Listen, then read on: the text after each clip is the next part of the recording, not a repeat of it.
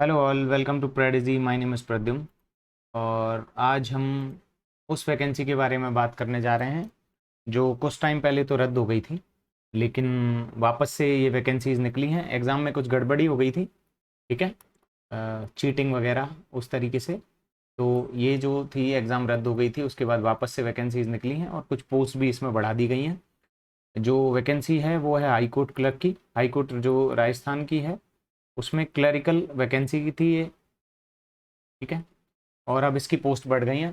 ये वीडियो में हम डिस्कस करने वाले हैं ये पूरा विस्तृत जो विज्ञापन इसका दिया गया है, पूरा जो नोटिफिकेशन आया है, उसमें हम सारी चीज़ें देखेंगे। आपने जैसा कि अभी देख लिया होगा थंबनेल से, यूट्यूब थंबनेल पे बाकी सारी डिटेल लिखी हुई थी इस पे कि स्कीम क्या रही है एग्जामिनेशन की, उसका सिलेबस क्या रहने वाला है, मिनिमम एज क्या है, मैक्सिमम एज क्या है, ये सारी चीज़ें वहाँ पे लिखी हुई हैं।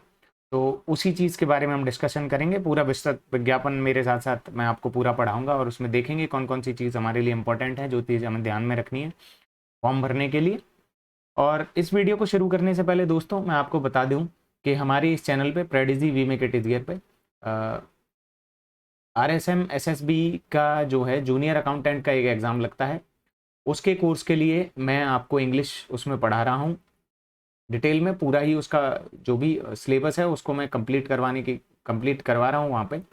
और हमारी 27 वीडियो मैं कंप्लीट कर चुका हूँ वहाँ पे। और उसमें आर्टिकल्स हम अब तक पढ़ चुके हैं, टेंसेज हम अब तक पढ़ चुके हैं, और अभी हमारा प्रिपरेशन चल रहा है। तो हाई कोर्ट क्लर्क का भी जो पूरा जो सिलेबस है उसमें भी यही सारी चीज़ें हैं, ठीक है। इंग्लिश का जो सिलेबस है वो इसी तरीके का रहता है। तो जो जो लोग अभी इस वैकेंसी डिटेल को आप देख लें, जो लोग इस फॉर्म को भरना चाह रहे हैं, तैयारी करना चाह रहे हैं, वो इंग्लिश के लिए पूरे तरीके से आप मेरे ऊपर छोड़ सकते हैं। आप उन वीडियोस को देखें और आपको 100% पूरा की पूरा सिलेबस उसमें कवर आपका क्लरिकल भी हो जाएगा हाई कोर्ट क्लर्क का। और बाकी सारी डिटेल भी आपको सारी वहाँ से मिल जाएंगी।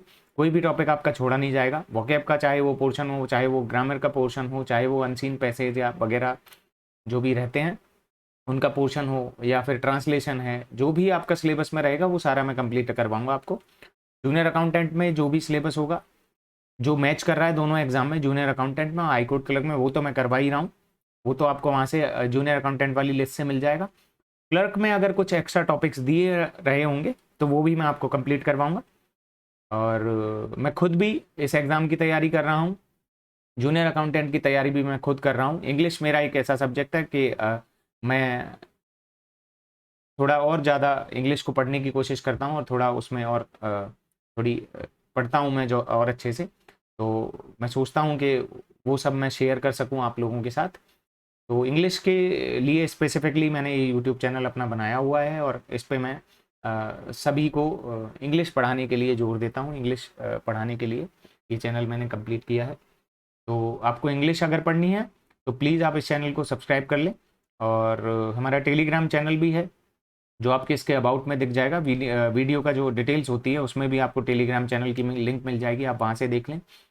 वहाँ मैंने ईमेल एड्रेस भी मेरा लिख रखा है हमारे चैनल का ही, अंग्रेजी इन इंग्लिश @gmail.com, जो इस चैनल का पुराना नाम था। तो वहाँ से आप उस पर ईमेल भेज के अपने आपके कोई भी क्वेश्चंस हैं, क्वेरीज हैं, कोई सजेशन आप मेरे को देना चाहते हैं, इंग्लिश में कोई भी आपकी क्वेरी आ रही किसी भी एग्जाम से रिलेटेड, वो आप मेरे से पूछ सकते हैं। टाइम रहते मैं आपको उसका जवाब दूंगा। तो इंग्लिश की जिम्मेदारी आप मेरे ऊपर छोड़ सकते हैं, बाकी सब्जेक्ट की तैयारी आप अपने हिसाब से करें। तो चलिए अब देरी नहीं करते हैं, आप प्लीज़ चैनल को सब्सक्राइब करें और इंग्लिश यहाँ से पढ़ लें। अब बगैर देरी की हुए हम पूरा नोटिफिकेशन देखते हैं। नोटिफिकेशन दोस्तों ये 5 अगस्त को ही कंप्लीट निकल चुका था, लेकिन अभी इसको वेबसाइट पर डाल दिया गया है और वहाँ से आप इसको डाउनलोड कर सकते हैं। जैसा कि मैंने अभी बताया, टेलीग्राम चैनल भी आप ज्वाइन कर लें, वहाँ भी इस नोटिफिकेशन को मैं अपलोड कर चुका हूँ। तो आप वहाँ से भी इसको डाउनलोड कर सकते हैं और इस पूरे को पढ़ सकते हैं। एक्स्ट्रा अगर आपको कुछ और पढ़ना हो, और कुछ डिटेल में देखना होगा, जो जनरल चीज़ें हैं उनके बारे में हम यहीं पे इस वीडियो में डिस्कस कर लेंगे, ठीक है। तो अब देखते हैं, सबसे पहले तो लिपिक ग्रेड सेकंड है ये, ठीक है। अब हम बात करते हैं रिक्तियों की संख्या है उसके बारे में बात कर लेते हैं। वो यहाँ पे दे रखा है, सारी चीज़ें इसमें डिटेल में दे रखी होंगी। जो जो चीज़ ज़रूरी है वो मैं आपको बता दूंगा फॉर्म भरने से रिलेटेड। अच्छा, सबसे पहली बात है, इसमें शैक्षणिक योग्यता की बात की गई है। शैक्षणिक योग्यता क्या रहेगी? मिनिमम एजुकेशनल क्वालिफिकेशन क्या रहेगा? Academic qualification. A candidate for direct recruitment, ये डायरेक्ट रिक्रूटमेंट है, उसमें a candidate must be A graduate, मतलब आपने बीए कर ली हो, चाहे चाहे आपने बीकॉम कर ली हो, ठीक है, चाहे आपने बीएससी कर ली हो, ठीक है, कोई भी ग्रेजुएशन आपने कर रखी है तो आप इसके लिए एलिजिबल हैं। इसके अलावा कोई भी इसमें आपको मांगा नहीं है, इसके अलावा कुछ नहीं चाहिए आपको। एक आपको बेसिक नॉलेज होनी चाहिए कंप्यूटर की, जो कि आपको RSCIT के कोर्स से मिल जाती है, वो आपको ये रिक्वायरमेंट और रहेगी, ठीक है। बेसिक नॉलेज आपको कंप्यूटर की होनी चाहिए, सिर्फ इतना आपसे पूछा है। फिजिकल फिटनेस का कुछ इसमें ऐसा रहता नहीं है, तो इसको आपको कुछ भी जानने की ज़रूरत नहीं है, फिजिकल फिटनेस के कोई रिलेटेड नहीं है। राष्ट्रीयता को लेकर भारत का नागरिक हो, नेपाल का नागरिक हो या भूटान का प्रजाजन हो, तो इसके बारे में भी कुछ जानने की ज़रूरत नहीं है आपको। एज के बारे में हम बात कर लेते हैं। एज इसमें काफ़ी इंपॉर्टेंट है, एज का फैक्टर आप देख लें। A candidate for direct recruitment to the service must have attained the age of 18 years, 18 साल का वो हो चुका हो या हो चुकी हो, लेडी अगर है तो। And must not have attained the age of 40 years, और 40 साल के आपकी एज नहीं हुई हो on the first day of January next following year. तो नेक्स्ट जो जनवरी आ रही है, तो नेक्स्ट जनवरी हमारी 2023 में आएगी, तो 1 जनवरी 2023 को ना 18 साल के आप हो चुके हों और 40 साल के आप नहीं हुए हों, ठीक है। 18 से 40 के बाद बारे में आपकी एज होनी चाहिए बीच में। The last date fix for receipt of the application, application की रिसीप्ट के बाद जो आएगा, मतलब 2023 की 1 जनवरी को आपकी जो उम्र है वो 18 साल से 40 साल के बीच में होनी चाहिए, ठीक है। और एज रिलैक्सेशन रहता है SCs के लिए, STs के लिए, OBC के लिए, ठीक है, और मोर बैकवर्ड क्लासेस के लिए, और EWS के लिए भी राजस्थान में रहता है, और वेमेन कैंडिडेट्स के भी लिए रहेगा। ये जो रहेगा ये आपका 5 साल का रहता है, ठीक है, तो 5 साल का इसमें रहने वाला है। और इसके अलावा बहुत ज़्यादा आपको डिटेल में जाने की ज़रूरत नहीं है, ठीक है। उसके बाद ये हम देख लेते हैं, above relaxation admission only in 1 category, ये हो गया। अंतिम बार कनिष्ठ न्यायिक सहायक, जूनियर जुडिशियल असिस्टेंट, कनिष्ठ सहायक, जूनियर असिस्टेंट, लिपिक ग्रेड द्वितीय, क्लर्क ग्रेड सेकंड के रिक्त पदों पर भर्ती हेतु वर्ष 2020 में आवेदन आमंत्रित किए गए थे, जैसा कि मैंने आपको बताया था, जो एग्जाम रद्द हो गई थी। अतः ऐसे आवेदक जो अपनी ऊपरी आयु सीमा की दृष्टि से दिनांक 1 जनवरी 2022 को उक्त परीक्षा में बैठने हेतु पात्र होते, वे इस परीक्षा हेतु आवेदन करने के लिए ऊपरी आयु सीमा की दृष्टि से पात्र हैं, ठीक है। तो एज लिमिट आपकी 2022 के हिसाब से इसमें मान ली जाएगी, मतलब आपको रिलैक्सेशन दिया है जिन्होंने पहले से भर दिया हो फॉर्म, ठीक है। इसके बाद देखो यहाँ पे लिखा हुआ नोटिस क्रमांक इतने के द्वारा डेट 3/6/2022 द्वारा रद्द कर दिया गया था, वह उक्त भर्ती के आवेदकों को नवीन प्रस्तावित भर्ती प्रक्रिया में आवेदन करने पर आयु सीमा में छूट प्रदान की गई थी, तो ये कर दिया गया है, ठीक है। कैरेक्टर का कुछ नहीं है। परीक्षा का जो शुल्क है उसके बारे में हम बात कर लेते हैं। एग्जामिनेशन फी जो आपकी लगेगी वो 500 रुपये लगेगी, सामान्य वर्ग के लिए, जनरल कैटेगरी के लिए, OBC के लिए, जो क्रीमी लेयर हैं OBC में उनके लिए, अति पिछड़ा वर्ग में भी जो क्रीमी लेयर में उनके लिए, और अन्य राज्य से अगर आप बाहर के हैं, मतलब राजस्थान से बाहर से आप हैं तो आपको 500 रुपये पे करने होंगे। और राजस्थान राज्य के अन्य पिछड़ा वर्ग में नॉन क्रीमी लेयर अगर आप हैं OBC के, अति पिछड़ा वर्ग में भी अगर आप नॉन क्रीमी लेयर हैं उसके लिए, और EWS के जो भी आवेदक रहेंगे जो फॉर्म भरना के इच्छुक हैं उनकी फीस 400 रुपये लगेगी। और आप अगर SC और ST से हैं या दिव्यांगजन हैं तो आपकी जो फीस है वो आपकी लगेगी 350 रुपये, ठीक है। ये इस तरीके से रहेगा।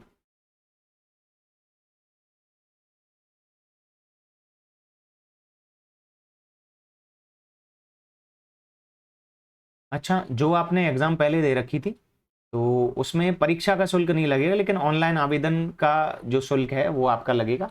तो ये पेमेंट करते हुए आपको समझ में आ जाएगा एग्जामिनेशन के कितने पैसे हैं और आवेदन करने के, ऑनलाइन फॉर्म फिल करने के कितने पैसे हैं, वो उसमें डिफरेंस रहेगा। तो जो आपको ऑनलाइन फॉर्म भरना होगा उसके सिर्फ आपके पैसे लगेंगे, एग्जाम की फीस इसमें आपसे जोड़ी नहीं जाएगी। वो आप फॉर्म भरेंगे तो आज उससे आप में 100% ये चीज़ पूछ ली जाएगी कि आपने पहले फॉर्म भरा था, एग्जाम दिया था इस बारे में, तो आपको उससे भी एग्जामेशन इसमें मिल जाएगा, ठीक है। रिफंड का इसमें कोई सिस्टम नहीं है, एग्जाम फीस पे कोई रिफंड नहीं दिया जाएगा, ठीक है। इसके अलावा ये इसमें और कुछ जानने की आपको ज़रूरत नहीं है। हाँ, परीक्षा की स्कीम और पाठ्यक्रम के बारे में हम बात कर लेते हैं इसके लिए मैं डिटेल में भी एक वीडियो वापस से बनाऊंगा, लेकिन अभी यहाँ शॉर्ट में हम देख लेते हैं कि स्कीम क्या है एग्जाम का और सिलेबस क्या है। ठीक है, सबसे पहले सेक्शन ए में सबसे पहले आपका रिटन टेस्ट लगेगा। रिटन टेस्ट जो लगेगा आपका 300 मार्क्स का लगेगा, जैसा कि अभी अभी पिछली बार भी लगा था। ठीक है, और हिंदी के रहेंगे उसमें 50 क्वेश्चन रहते हैं, 150 क्वेश्चन आए थे इस बार भी, तो 50 क्वेश्चन रहेंगे 100 नंबर के। इंग्लिश में भी 50 क्वेश्चन रहेंगे 100 नंबर के, और जनरल जो नॉलेज है उसमें भी 50 क्वेश्चन रहेंगे 100 नंबर के। ठीक है, मिनिमम मार्क्स 120 लाने होंगे 300 में से एसटी, एससी और फिजिकली हैंडीकैप्ड कैंडिडेट्स को क्वालिफाइंग करने के लिए इसको, और दूसरे जो कैंडिडेट हैं उनको 135 नंबर कम से कम लाना ज़रूरी है। ठीक है, और ड्यूरेशन जो ये रहेगी इस एग्ज़ाम की वो रहेगी 2 घंटे। लिखित परीक्षा की आयोजन विधि मतलब मेथड क्या रहेगा कंडक्ट करने का एग्जामिनेशन को, तो हर पार्ट में जैसे हिंदी, इंग्लिश और जीके है उनके 50-50-50 सवाल रहेंगे टोटल, कुल मिला के इस हिसाब से 150 आपके सवाल हो गए। ठीक है, मल्टीपल चॉइस क्वेश्चन रहेंगे, हर प्रश्न के 2 मार्क्स रहेंगे, तो 150 जो क्वेश्चन रहेंगे उस हिसाब से आपके टोटल जो नंबर हैं वो 300 हो गए। ठीक है, तरीके से ये रहने वाला है।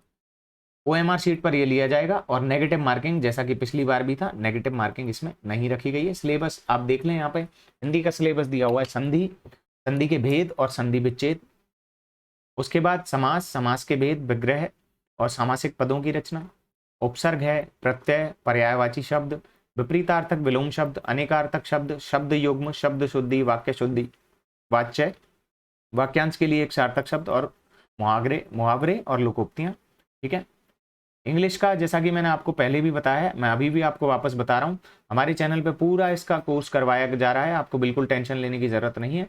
जूनियर अकाउंटेंट के लिए भी, और हाई कोर्ट का जो क्लर्क है वो जूनियर अकाउंटेंट वाली ही वीडियोज़ आप देख सकते हैं। उसके लिए जो बेसिक एक बुक है वो वहाँ पे मैंने बुक के बारे में भी बताया, तो आप वो बुक फॉलो कर सकते हैं, वो बुक बाजार से ले लें और साथ में मेरी वीडियोज़ देखें। आपके जो भी टॉपिक में कोई भी समस्या रही होगी वो 100% क्लियर हो जाएगी, ऐसा मेरा विश्वास है, और वीडियो देखने के बाद आपको भी इस चीज़ का एहसास हो जाएगा। इंग्लिश में आपके आएंगे improvement of sentences, tenses, sequence of tenses, voice, active and passive voice, narration, direct and indirect narration. ठीक है, transformation of sentences, assertive to negative, interrogative, exclamatory and vice versa. उसके बाद हमारा आ गया use of articles, determiners and prepositions. ये मैंने आपको बताया था कि ये मैं कंप्लीट करवा चुका हूँ हमारी वीडियो सीरीज में, आप आराम से इसको देख सकते हैं।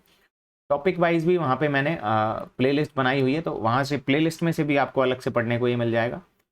Correction of sentences including serve, subject, verb, agreement जो होता है, डिग्रीज ऑफ एडजेक्टिव्स हैं, कनेक्टिव्स हैं, वर्ड्स रॉन्गली यूज, मिसस्पेल्ड जो वर्ड होते हैं वो भी, synonym and antonym, one word substitution, prefix and suffixes, confusable word और इडियम एंड फ्रेजेस। ये पूरा रहेगा आपका इंग्लिश का सिलेबस। मैं वापस से इसको पढ़ देता हूँ, और पूरा मैं आपको विश्वास दिला रहा हूँ, पूरा जो भी इसका सिलेबस रहेगा मैं आपको कंप्लीट करवाऊंगा।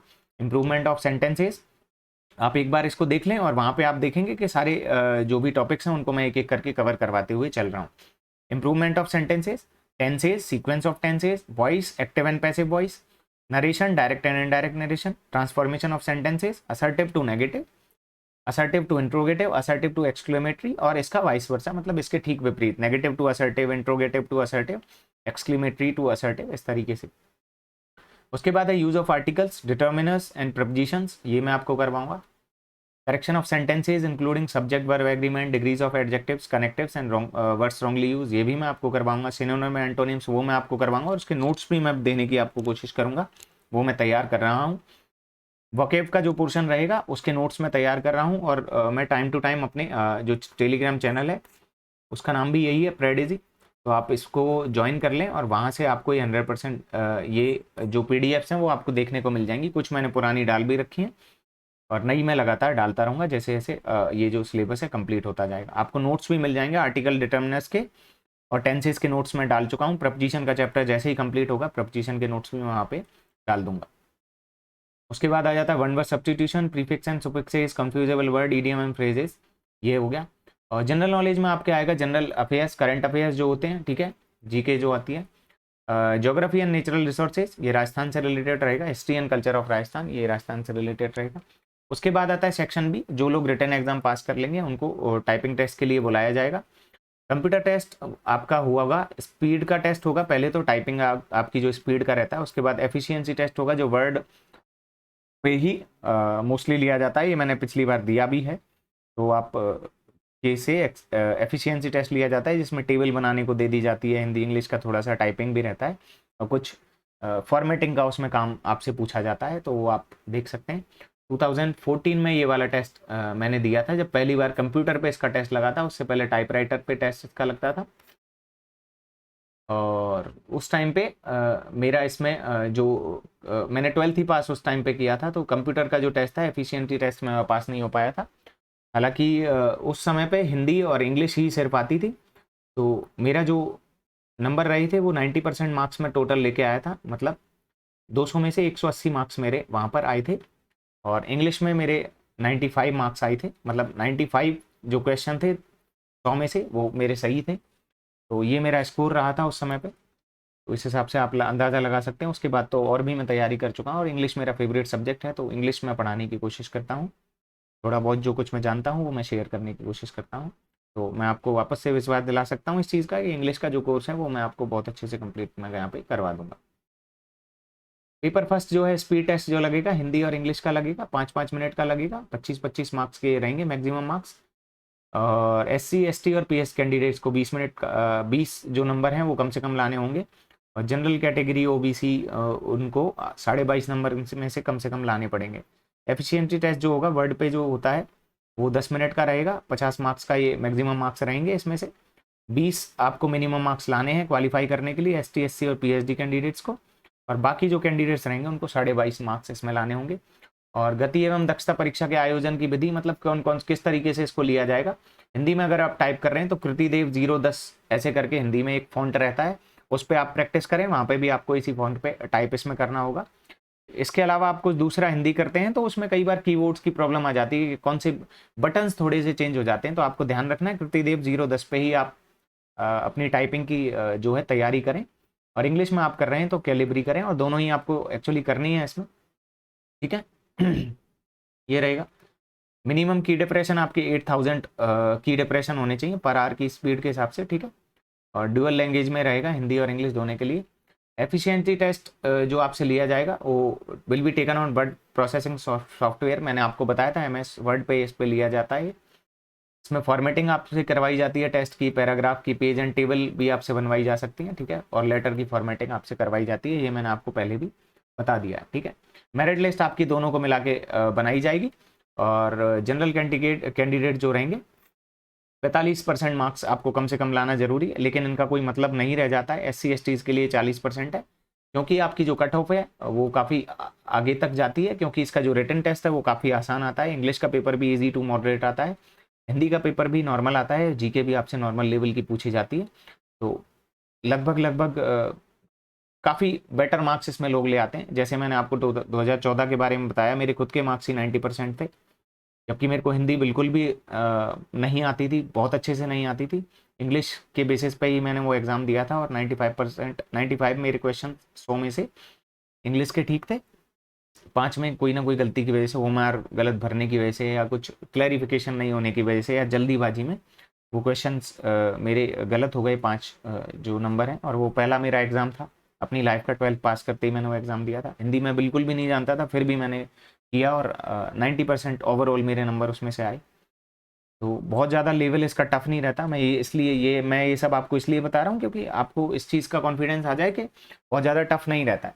आपको टाइपिंग की प्रैक्टिस बहुत अच्छे से करनी है, और पहले से आपको करनी होगी, वरना सिलेक्शन होना बहुत मुश्किल हो जाता है, ठीक है। और जो बच्चे बुलाए जाएंगे, नंबर ऑफ वैकेंसीज के 5 गुना बुलाए जाते हैं टाइपिंग और इसके लिए, ठीक है। और इसके अलावा कुछ भी इसमें बहुत ज़्यादा आपको देखने की ज़रूरत नहीं है। ऑनलाइन इसका आवेदन किया जाएगा। ऑनलाइन आवेदन आप कर सकते हैं 22 अगस्त 2022 से, मतलब आज ही की तारीख है, आज से आप भर सकते हैं। दोपहर 1 बजे से ये चालू हो गया था, और ये चलेगा 22 सितंबर 2022 तक ये चलेगा, सायंकाल 5 बजे तक, शाम 5 बजे तक आप भर सकते हैं, ठीक है। इस तरीके से ये रहेगा। इसके अलावा इसमें और कुछ नहीं है। परीक्षा स्थान पूरे जयपुर में ही एग्ज़ाम लिए जाएंगे। एडमिट कार्ड आपको टाइम से मिल जाएंगे, इसमें कुछ भी और देखने की ज़रूरत नहीं है। और हम देख लेते हैं, ठीक है। परीक्षा संबंधी कोई भी आपको प्रॉब्लम आ रही हो तो ये आप इस नंबर पे कॉल कर सकते हैं। इन नंबर्स पे ऑफिस आवर्स में 10 से 5 के बीच यहाँ पे आप क्वेश्चंस अपने पूछ सकते हैं। नॉर्मल जनरल कोई क्वेश्चन है तो आप मेरे से भी पूछ सकते हो, ईमेल पे आप भेज सकते हो मुझे। या कमेंट सेक्शन में भी आप मेरे को कमेंट पे बता सकते हो, मैं आपको जवाब दे दूंगा, कोई बड़ी बात नहीं है। बाकी वैकेंसी की डिटेल्स हैं, इसको पढ़ने की ज़रूरत नहीं है, काफ़ी सारी वैकेंसीज़ हैं, बहुत खूब वैकेंसी हैं, कुछ आपको इसमें बहुत ज़्यादा देखने की ज़रूरत नहीं है। बस तो इतना ही था, आप तैयारी करें और ये फॉर्म भरें, इसके अलावा कुछ भी नहीं। तो all the very best for your exam. इसके जो सिलेबस होगा उसकी भी मैं एक वीडियो अपलोड करूँगा, उसमें मैं डिटेल में इसके सिलेबस के बारे में जानकारी दूंगा आपको। तो आप ये वीडियो देख लें, इसको लोगों के साथ शेयर करें, उनको बताएं कि वैकेंसी आई है और तैयारी करने के लिए कहें, जो लोग तैयारी करते हैं एग्ज़ाम्स की, और उनसे कहें कि टाइम से रहते फॉर्म भर दें। हाँ, एक चीज़ आपको ध्यान रखनी है कि टाइम से फॉर्म भर देना है, लास्ट दिन का इंतजार नहीं करना है, क्योंकि उसमें टेक्निकल ग्लिचेज आ जाते हैं, परेशानी आ जाती है, तो उससे आपको बचना है, ठीक है।